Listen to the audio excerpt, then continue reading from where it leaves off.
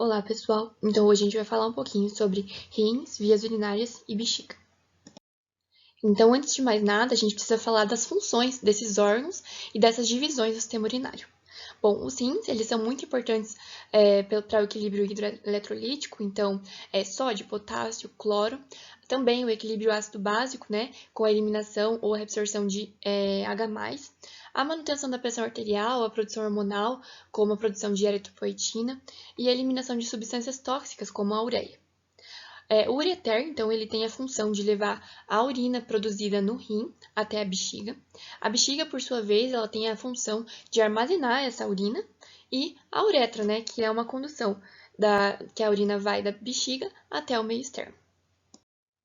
Aqui eu coloquei uma foto e um desenho para vocês terem mais ou menos uma noção das relações que os órgãos do sistema urinário têm com as demais estruturas do abdômen. Então, a relação com o baço, a relação com as alças intestinais, a relação das veias renais, das artérias renais com a aorta e com a cava aqui, e também as estruturas musculares, que são bastante importantes para o estudo teórico, né, do sistema urinário.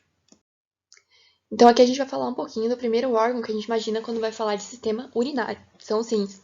Então, os rins, eles são órgãos pares, né, retroperitoneais, porque estão atrás do peritônio, essa membrana aqui, ó, é peritônio. Então, são órgãos localizados na parede abdominal posterior. Geralmente, eles se localizam ao nível de T2 e L3, mas lembrar que o rim direito, ele está sempre um pouquinho mais abaixo do nível do rim esquerdo. Por quê? Porque o fígado, ele ocupa aqui o abdômen, né, mais para a direita, então todo esse espaço que o fígado ocupa acaba levando o rim direito um pouquinho mais para baixo. Além disso, os rins, eles possuem seus polos, então polo superior, polo inferior, as suas margens, margem medial e margem lateral, e as suas faces, face anterior e face posterior. Vale lembrar que o hilo renal ele está localizado na margem medial, então esse hilo renal é formado pela veia renal, pela artéria renal, pela pelve renal, que vai formar o ureter depois, e também por linfonodos. Além disso, os rins eles têm uma importante relação com o músculo psoas maior e o leito dele é o músculo quadrado lombar. Cada rim, então, ele possui essas faces, e as faces do rim direito, por exemplo, tem uma relação com o fígado, como eu falei, com o colo e também com o duodeno. Já o rim esquerdo tem uma relação importante com o baço, que fica aqui em cima, com o estômago também, o pâncreas, que a gente consegue ver aqui a cauda do pâncreas encostando no rim esquerdo, o jejuno e o ilho também. Então, nós vimos a formação externa do rim, agora nós vamos ver a formação interna. Então, internamente, o rim é dividido em córtex renal e medula renal. A medula renal é formada pelas pirâmides renais, justamente por causa desse formato triangular aqui. O córtex renal emite algumas invaginações que dividem as pirâmides renais. Essas invaginações são chamadas de colunas renais ou colunas de Bertin. No ápice da pirâmide, que seria aqui, tem uma formação chamada de papila renal, que é o fim ali onde a urina, né, depois de ser produzida lá nos glomérulos, passou pelos túbulos contorcidos, distal, proximal, túbulo coletor, cai aqui na papila renal. Da papila renal, a urina vai para os cálices menores, então aqui um cálice menor, aqui mais um, e dos cálices menores para os cálices maiores, aqui, que na verdade são a junção de vários cálices menores. Depois dos cálices maiores, a urina vem para a pelve, que é a junção de vários cálices maiores. E da pelve vai para o ureter, que é isso daqui.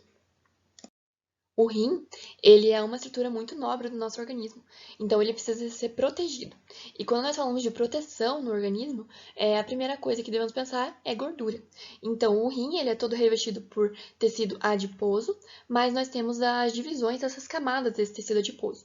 Então, mais externamente, nós temos uma gordura que é chamada de gordura pararrenal. Depois da gordura pararrenal, mais internamente, nós temos a cápsula adiposa, que na verdade é chamada de face de Gerota, que é isso daqui. Depois da face de Gerota, nós temos mais uma camada adiposa, que é a gordura perirenal, que seria isso daqui, gordura perirenal. Depois da gordura perirenal, nós ainda temos a cápsula renal, que é um tecido fibroso bem grudadinho no rim. Agora, sobre a vascularização e a drenagem renal. Então, nessa imagem, eu gostaria de mostrar para vocês a relação que o rim tem com esses vasos super importantes, que é a veia cava. Então, lembrar que a veia cava ela está mais deslocada para a direita, enquanto a aorta abdominal ela está mais deslocada para a esquerda. E isso vai fazer com que haja diferença no tamanho das veias renais, tanto do rim direito quanto do rim esquerdo, e também das artérias renais. Lembrar também que as veias renais, tanto direita quanto esquerda, elas são anteriores em relação às artérias renais. Então, a vascularização renal, ela é feita pela artéria renal. Só que a artéria renal, quando ela chega aqui no hilo, ela se divide, principalmente no rim direito, em 5 artérias segmentares. E essas artérias segmentares, elas vão vascularizar diferentes segmentos do nosso rim. Então, a artéria do segmento superior vai vascularizar o segmento superior. A artéria do segmento anteroinferior e do segmento anterosuperior vascularizam o segmento anterosuperiores e anteroinferiores. A artéria do segmento inferior vasculariza o segmento inferior e a artéria do segmentar posterior, o segmento posterior. Então, aqui o esqueminha. São 5 artérias segmentares e 5 regiões que são vascularizadas por ela. Então, como eu disse, as artérias renais elas vão chegar no hilo renal e vão se dividir em artérias segmentares. Essas artérias segmentares se dividem em interlobares, depois em arqueadas e depois em interlobulares. As artérias interlobulares, elas vão emitir as arteríolas aferentes, que vão entrar no glomérulo e vão sair como arteríolas eferentes. Então, as arteríolas aferentes entram no glomérulo, vão sair como arteríolas eferentes e vêm aqui para essa região que a gente chama de vasa recta, próximo da alça de Henle. Aqui existe a comunicação do sistema arterial com o sistema venoso através das arteríolas retas com as vênulas retas. Então, depois das vênulas retas, a gente vai ter vênulas interlobulares, veias arqueadas, veias interlobares, veias segmentares, até atingir novamente a veia renal. Então, de veias, como eu comentei, lembrar que as veias renais elas são sempre anteriores em relação às artérias renais. E, por conta da relação da veia cava com a aorta abdominal, a veia renal esquerda ela é mais longa que a veia renal direita. Por quê? Porque a veia cava está mais longe do rim esquerdo, por isso a veia esquerda renal precisa ser maior. Da mesma forma, né, que a artéria renal direita é mais longa do que a artéria renal esquerda. Por quê? Porque a aorta está mais longe do rim direito e por isso a artéria renal precisa ser maior. Uma coisa da teoria que nós precisamos lembrar é sobre as veias gonadais. Então, a veia gonadal esquerda, tanto nos homens a testicular quanto nas mulheres a ovárica, sendo esquerda, ela drena diretamente na veia renal esquerda. Então, aqui a gente consegue ver. Já a veia gonadal direita drena diretamente para a veia cava. Então, aqui nós temos uma imagem das veias. Então, nas mulheres, a veia gonadal direita vai drenar na veia cava, enquanto a veia gonadal, né, que é a ovárica esquerda, vai drenar na veia renal. Nos homens, essa importância é maior por conta de uma doença que nós estudamos a fundo na urologia, que é a varicocele. Então, nos homens, a veia gonadal, que é a veia testicular direita, vai drenar na veia cava, enquanto a veia testicular esquerda vai drenar na veia renal. Então, vamos falar um pouquinho dos ureteres agora. Então, os ureteres, eles são estruturas de 25 a 30 centímetros, são também retroperitoneais e conectam, né, conduzem, na verdade, a urina que é formada no rim até a bexiga, onde vai haver o armazenamento dessa urina. Os ureteres, eles têm regiões de constrição, ou seja, regiões que são mais propensas a parar ali um cálculo renal, por exemplo. E quais são essas regiões, né? Então, logo ali quando sai, quando há a formação da pelve renal, é o que a gente chama de JUP, que é a junção uretero-pélvica ou uretero-piélica. Então, nessa JUP é uma região de constrição. Logo quando os ureteres cruzam os vasos ilíacos, então aqui, existe uma outra região de maior constrição, que também é propenso a parar ali um cálculo renal. E a última das regiões de constrição é a JUVE, que é a junção uretero-vesical. Logo ali, quando o ureter chega ali para se conectar com a bexiga.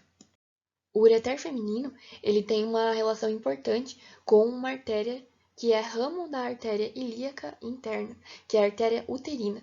Então, em cirurgias de esterectomia, por exemplo, quando faz a incisão, né, do útero, os cirurgiões eles precisam tomar muito cuidado com essa artéria uterina e a relação dela com o ureter, que passa logo abaixo dela. Então, muitos professores dizem que é a ponte de sangue sobre o rio, ou seja, a ponte de sangue da artéria uterina sobre o rio, né, de urina, que passa aqui embaixo com o ureter. Então, aqui eu gostaria de trazer um conceito, novamente, das pregas umbilicais. Então, nós temos 3 tipos de pregas umbilicais: a mediana, a medial e a lateral. A mediana, ela é uma prega única e ela é um remanescente fibroso do úraco, o alantoide lá no embrião. A prega umbilical medial, ela é par, então uma de cada lado, e ela cobre o ligamento umbilical medial, que representa, na verdade, a artéria umbilical ocluída, que nós temos, né, no adulto. Além disso, também temos a prega umbilical lateral, que é essa daqui, que recobre os vasos epigástricos inferiores. E por que a importância dessas pregas agora, né? Então, a bexiga, que é o nosso próximo órgão do sistema urinário, ela é conectada à parede abdominal pela prega umbilical mediana, que é o remanescente do úraco. Então, essa prega umbilical, ela se conecta aqui no ápice da bexiga. As outras partes da bexiga, né, são o fundo, o corpo, o trígono, que a gente vai ver, e o colo da bexiga, logo aqui perto da uretra. Então, a nossa bexiga ela é formada por um músculo, que se chama músculo detrusor da bexiga, e ela tem relações diferentes nos homens e nas mulheres. Mas uma estrutura que é comum é o trígono vesical, o trígono da bexiga. Então, esse trígono vesical ele é formado pelos ósseos ureterais. Então, os ureteres chegam aqui, né, e vão formar esses ósseos, e pelo ósseo interno da uretra. Então, vai formar um trígono. Da mesma forma nas mulheres, os ósseos ureterais e o ósseo interno da uretra, que vai formar o trígono da bexiga, trígono vesical. Como eu disse, então, a bexiga ela tem relações diferentes nos homens e nas mulheres. A bexiga masculina, então essa aqui é uma vista posterior, ela tem uma relação com a próstata, aqui, com a ampola do ducto deferente e o ducto deferente, que vai seguir lá para o canal inguinal, formando o funículo espermático. Então, uma das estruturas do funículo espermático é o ducto deferente, e a glândula seminal, que é essa glândula aqui. Então, agora falando um pouquinho de uretra. A uretra feminina tem aproximadamente 4 centímetros, então é bem curta se a gente comparar com a uretra masculina, e tem o ósseo externo da uretra, que é aqui o ducto final, né, da urina, então para o meio externo. O ósseo externo da uretra, ele está localizado no vestíbulo da vagina, que é uma região entre os lábios menores da vagina. Por ser curta, né, 4 centímetros, as mulheres estão mais propensas a infecções como cistite, né, que é uma infecção de bexiga. Já a uretra masculina é bem grande, se a gente comparar com a uretra feminina, então cerca de 20 centímetros, e ela se inicia na bexiga, e vai passar pela próstata, pelo corpo esponjoso do pênis também. A uretra masculina, então, ela é bem longa, e então, por ser longa, a uretra masculina, ela se divide em 4 partes principais. A primeira delas é a parte pré-prostática, que é aqui no músculo detrusor da bexiga, então é uma parte intramural. Depois vem a parte prostática, onde a gente vai encontrar o vero montano ou colículo seminal. Depois a gente tem a parte membranácea, que está localizada no músculo esfíncter profundo do períneo, né, que é o diafragma urogenital. E depois a parte esponjosa, que é a mais longa, né, de todas, que está localizada no corpo esponjoso do pênis. E depois de tudo, então, do orifício interno da uretra até o orifício externo da uretra, a urina ela é eliminada. Então, agora falando um pouquinho das glândulas adrenais. Elas não fazem parte do sistema urinário, mas elas têm uma relação muito importante com o rim, então estão ali em cima do rim. Ela é dividida em córtex e medula, e essas diferentes partes da glândula adrenal são responsáveis pela produção de diferentes hormônios. Então, a grande importância da glândula adrenal é a produção hormonal. Então, a zona glomerulosa, a zona fasciculada e a zona reticular, que nós vemos com mais critério na histologia, são responsáveis pela produção de mineralocorticoides, de glicocorticoides e de androgênios. Então, falando um pouquinho da vascularização das adrenais. As adrenais, elas são vascularizadas por ramos da artéria frênica inferior, que são ramos diretos da aorta abdominal. Então, a artéria frênica vai dar os ramos das artérias suprarrenais superiores. Depois, nós temos a vascularização feita pela aorta abdominal diretamente, que vai dar o ramo artéria suprarrenal média. Então, aqui, a aorta abdominal dá diretamente a artéria suprarrenal média. Depois, nós temos a artéria renal, dando as artérias suprarrenais inferiores, que são essas daqui. As veias, então a drenagem das adrenais, ela é feita de uma maneira diferente do lado direito e do lado esquerdo. Então, no lado direito, a veia suprarrenal direita, ela drena diretamente para a veia cava, enquanto do lado esquerdo, a veia suprarrenal esquerda vai drenar mais comumente para a veia renal esquerda, mas também pode existir uma veia frênica inferior, fazer essa drenagem, e depois para a veia renal esquerda. Então, as referências da aula são essa, pessoal. Muito obrigada. Qualquer dúvida, estou à disposição aí.